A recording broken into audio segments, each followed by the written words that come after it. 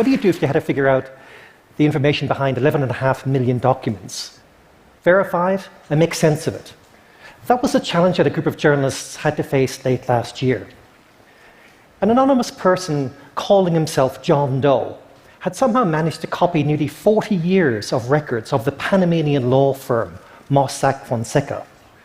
This is one of many firms around the world that specialize in setting up accounts in offshore tax havens, like the British Virgin Islands, for rich and powerful people who like to keep secrets. John Doe had managed to copy every spreadsheet from this firm, every client file, every email, from 1977 to the present day. It represented the biggest cache of inside information into the tax haven system that anyone had ever seen. But it also presented a gigantic challenge to investigative journalism. Think about it.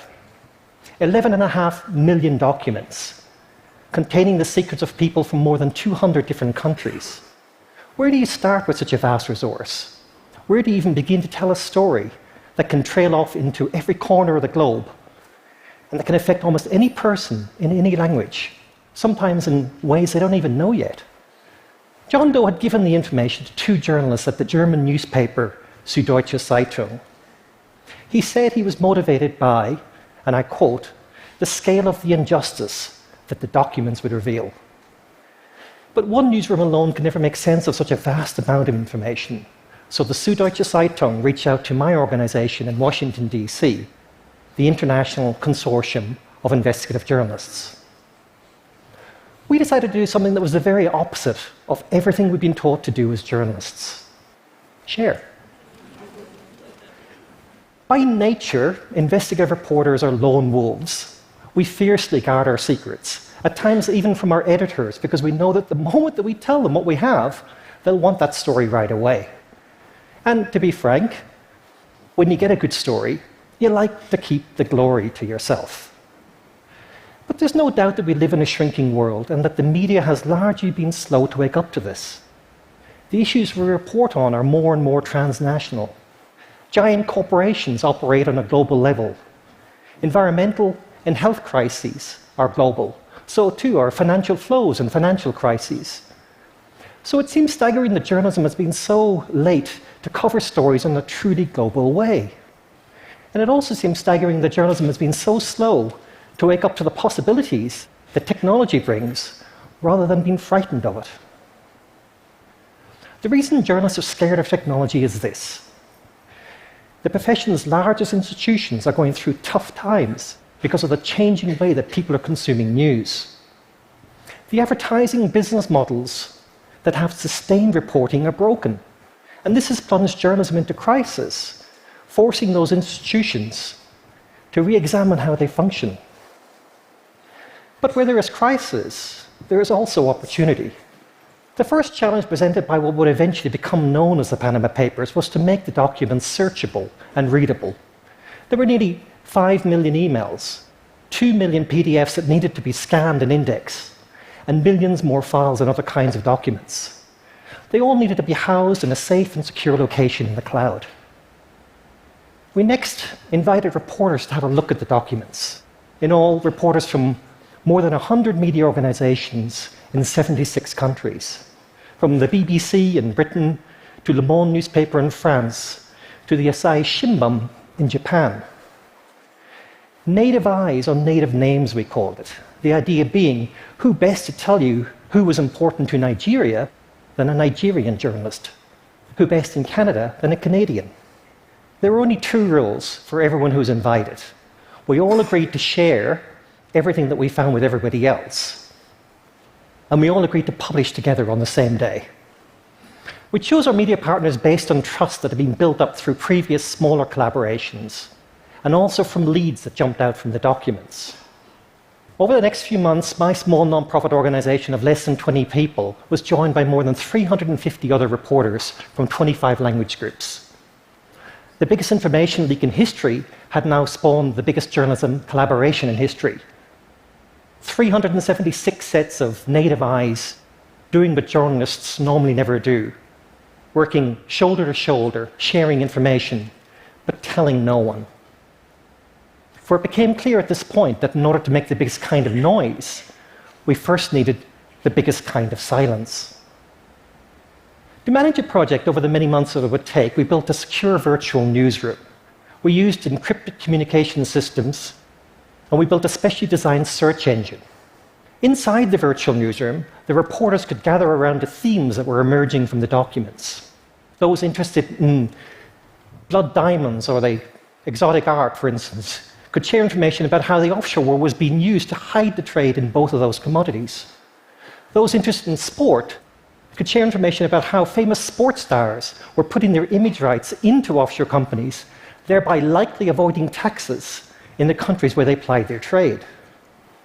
But perhaps most exciting of all were the number of world leaders and elect politicians that were emerging from the documents. Figures like Petro Poroshenko in Ukraine, close associates of Vladimir Putin in Russia, and the British Prime Minister, David Cameron, who was linked through his late father, Ian Cameron. Buried in the documents were secret offshore entities such as Wintris Inc., a company in the British Virgin Islands that had actually belonged to the sitting Icelandic Prime Minister. I like to refer to Johannes Christiansen, the Icelandic reporter we invited to join the project, as the loneliest man in the world. For 9 months, he refused paid work and lived off the earnings of his wife. He pasted tarps over the windows of his home to prevent prying eyes during the long Icelandic winter. And he soon ran out of excuses to explain his many absences as he worked red-eyed, night after night, month after month. In all that time, he sat on information that would eventually bring down the leader of his country. Now, when you're an investigative reporter and you make an amazing discovery, such as your prime minister can be linked to a secret offshore company, that company has a financial interest in Icelandic banks, the very issue that he's been elected on, well, your instinct is to scream out very loud. Instead, as one of the few people that he could speak to, Johannes and I shared a kind of gallows humor. Winters was coming, he used to say.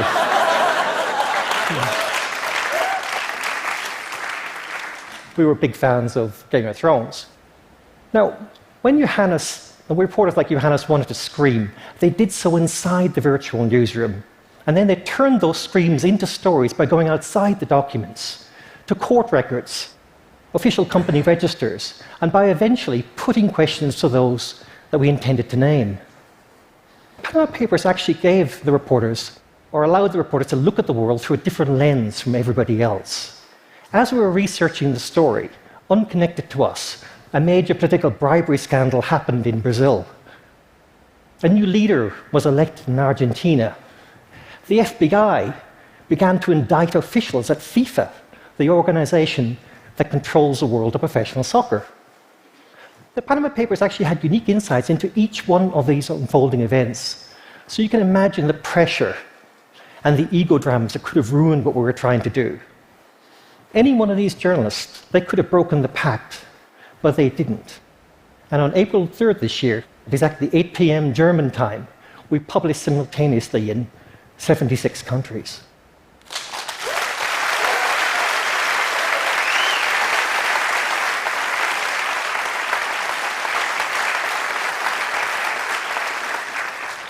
The Panama Papers quickly became one of the biggest stories of the year. This is the scene in Iceland the day after we published. It was the first of many protests. The Icelandic Prime Minister had to resign. It was the first of many resignations. We spotlighted many famous people, such as Lionel Messi, the most famous soccer player in the world. And there were some unintended consequences. These alleged members of a Mexican drug cartel were arrested after we published details about their hideout. They'd been using the address to register their offshore company.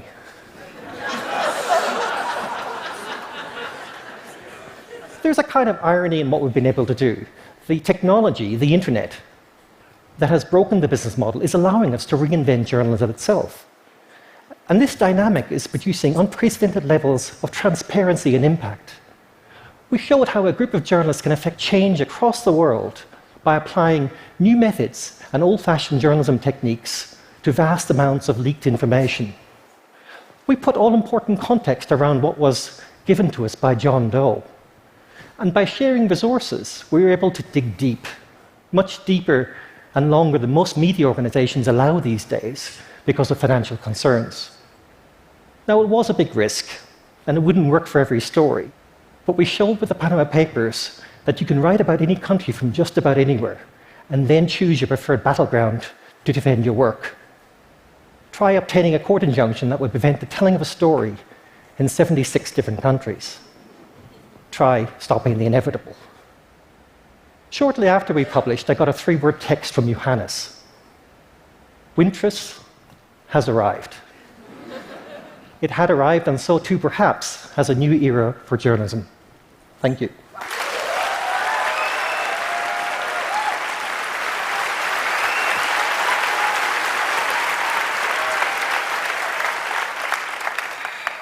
Gerard, thank you. I guess we're going to send that applause to the 350 journalists who worked with you, right?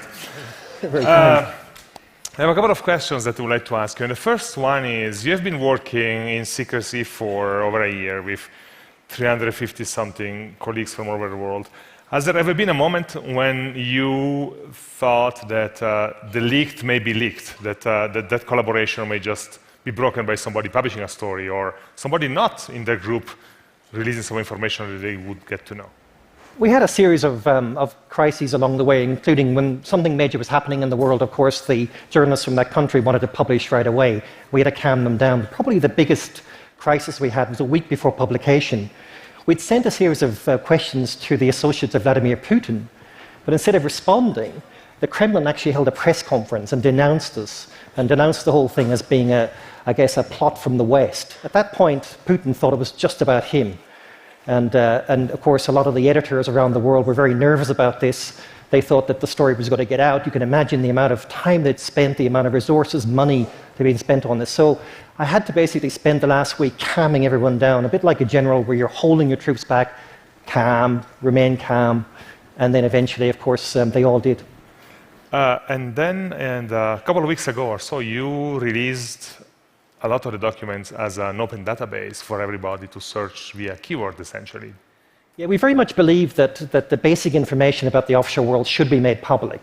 Now, what we didn't do, we didn't publish the underlying documents that the journalists were working with, but the basic information, such as the name of a person, what their offshore company was, and what the name of that offshore company is now all available online. In fact, the biggest resource of its kind, of this kind, basically, is out there now. Gerard, thank you for the work you do. Thank you. Thank you.